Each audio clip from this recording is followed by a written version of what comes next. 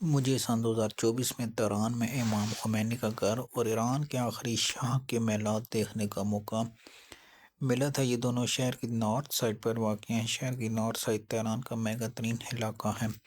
زیادہ تر سفارت خانے عالمی مشیر ارب پتی ایرانیوں کے اسی گھر میں ہیں۔ اس مہنگے ترین سیکٹر کی ایک تنگ سی گلی میں امام خمینی کا 3 مرلے کا گھر تھا۔ یہ گھر جموران اسٹریٹ کہلاتا ہے۔ اس میں بمشکل گاڑی داخل ہوتی ہے۔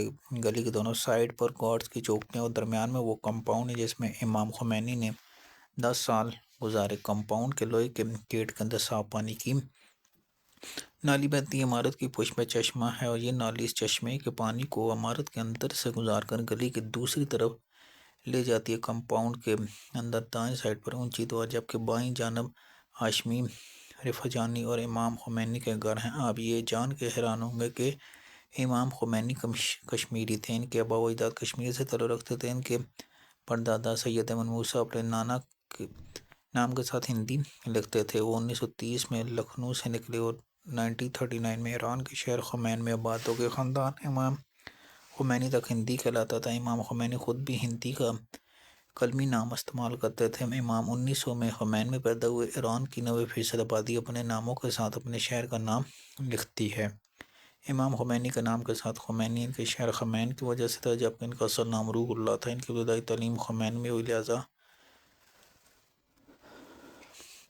خاندان مذہبی تھا، لہذا یہ مذہبی تعلیم حاصل کرتے ہوئے کم پہنچ کے وہاں سے ڈگری حاصل کی۔ تشیع کے علمی اور روحانی سلسلے کا آخری عہدہ آیت اللہ ہوتا ہے۔ یہ آیت اللہ بروجردی کے بعد آیت اللہ ہو گئے۔ شاہ کے دور میں امام سینہ تان کر شاہ کے مظالم پر تنقید کرتے جس پر شاہ نے ان پر پابندی لگا لی مگر یہ بولتے رہے یہاں تک کہ 1963 میں انہیں پکڑ لیا گیا جس کے بعد پورے ملک میں احتجاجی مظاہرے شروع ہو گئے۔ شاہ نے ہجوم پر گولی چلا دی، اس میں 100 لوگ شہید ہو گئے مگر اس کے باوجود مظاہرے جاری رہے۔ آخر میں عوام پر ٹینک چلا دیا گیا مگر احتجاج نہیں رکا، لہذا شاہ نے مجبور ہو کر 1964 میں امام کو جل الوطن کر دیا۔ یہ پہلے ترکی گئے، وہاں 7 ماہ قیام کیا اور اس کے بعد عراق میں نجف اشرف چلے گئے۔ یہ وہاں 13 سال رہے۔ 1978 میں عراقی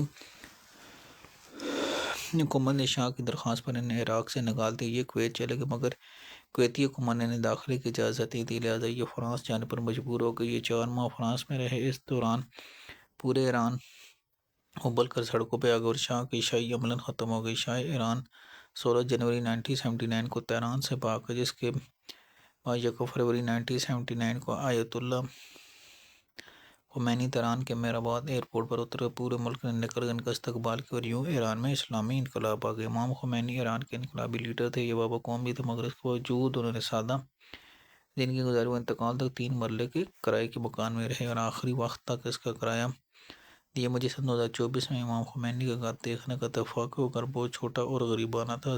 10 فٹ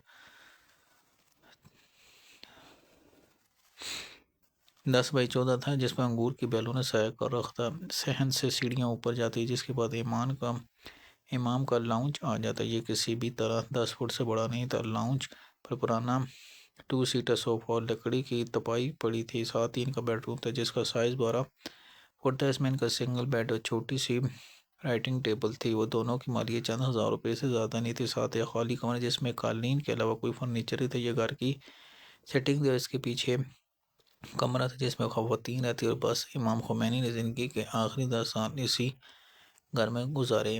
ان کی امام بارگاہ گھر کے بالکل سامنے تھی۔